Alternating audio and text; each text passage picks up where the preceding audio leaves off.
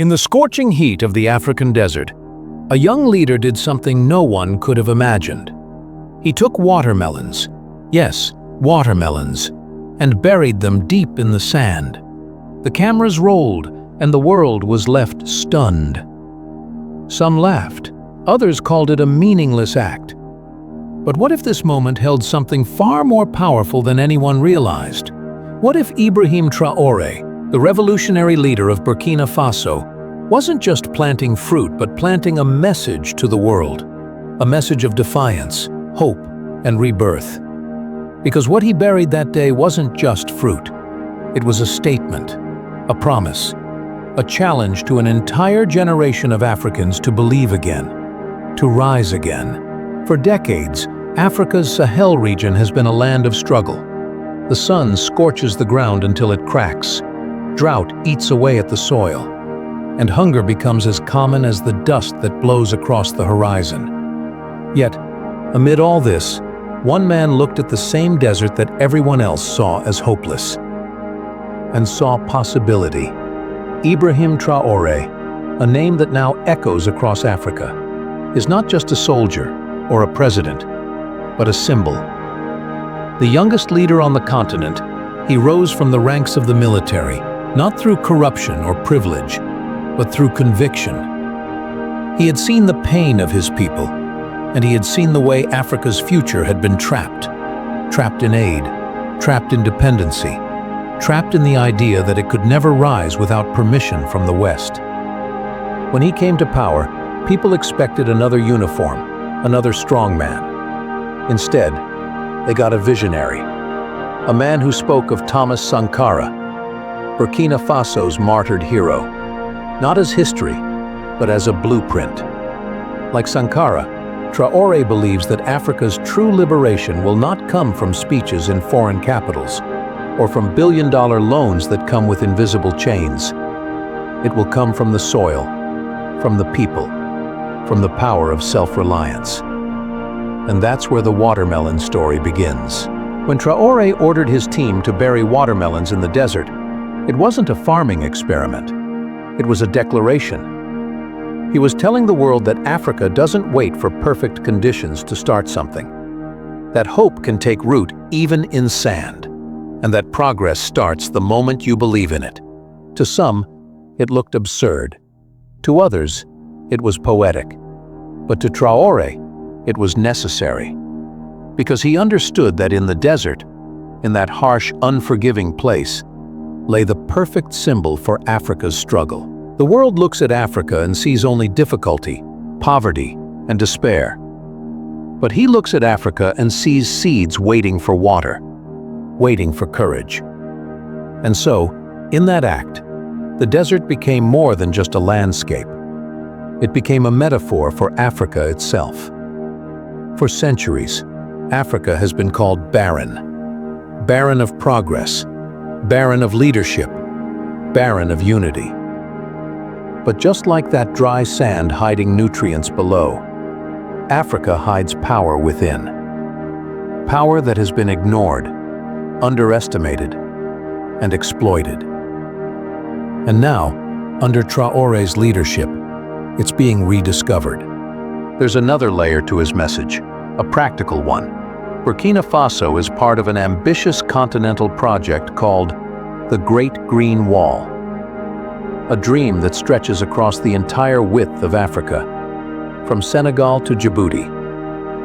11 countries united in a single vision, to fight desertification by turning the desert green again.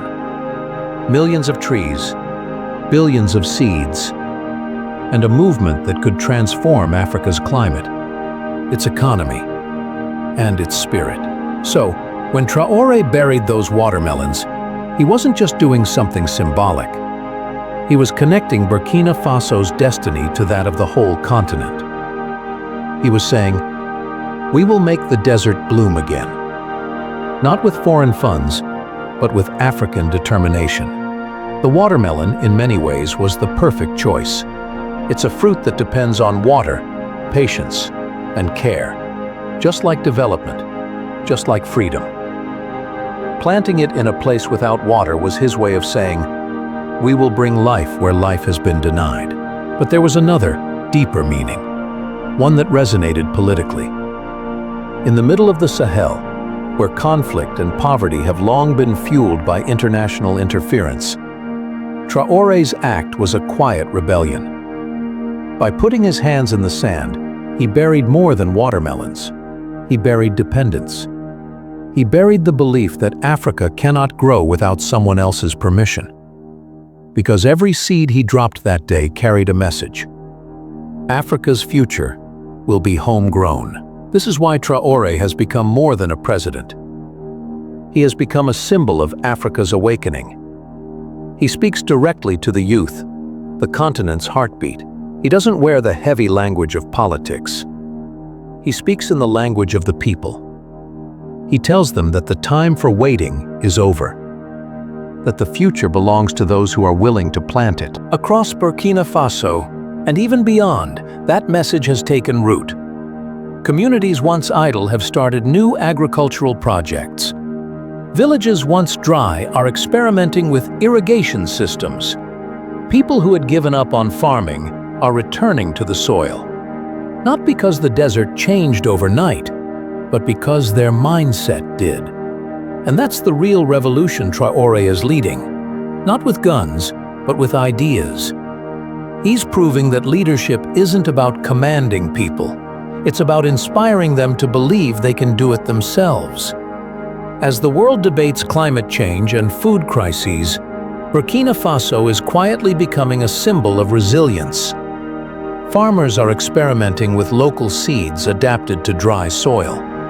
Young people are building small irrigation pumps out of scrap metal. Women are forming cooperatives to grow crops in areas where the ground was once thought dead. The transformation isn't happening in boardrooms or on TV panels. It's happening in the hands of the people. And this is where the story circles back to the desert. Because that endless sea of sand is more than a challenge. It's a mirror. It reflects back the question Traore is asking all of Africa. Do you still believe in your own power? Maybe that's the real reason he chose to bury watermelons. It was an act so simple, yet so profound, that it couldn't be ignored. It made people ask questions. It made them think. And in that thinking, it planted something. Awareness, pride, determination. Because when people mock what they don't understand, they often reveal their own blindness. The watermelon seeds may not sprout in the sand immediately, but their real harvest will be in the minds of those who watched, the ones who saw hope instead of hopelessness. Ibrahim Traoré knows that Africa's story has always been told by others, by those who benefit from keeping it weak, divided, and dependent. But through his words and actions, he's reclaiming that narrative. He's reminding Africa that its freedom isn't something to be given, it's something to be grown. He's reminding the youth that the desert is only empty until someone decides to plant in it. And once they do, it's no longer a desert. It's a beginning. So, when history looks back, it won't see a man burying watermelons. It will see a leader planting belief in a new Africa. An Africa that feeds itself, that builds itself, that defines itself. In villages across Burkina Faso, people now speak his name with pride. They don't see him as a distant politician. They see him as one of them, a soldier who dared to dream. His image has become a rallying point for young Africans from Mali to Niger, from Ghana to Nigeria. Because what he represents is bigger than one country. He represents the return of African confidence. And that's something you can't measure in polls or speeches.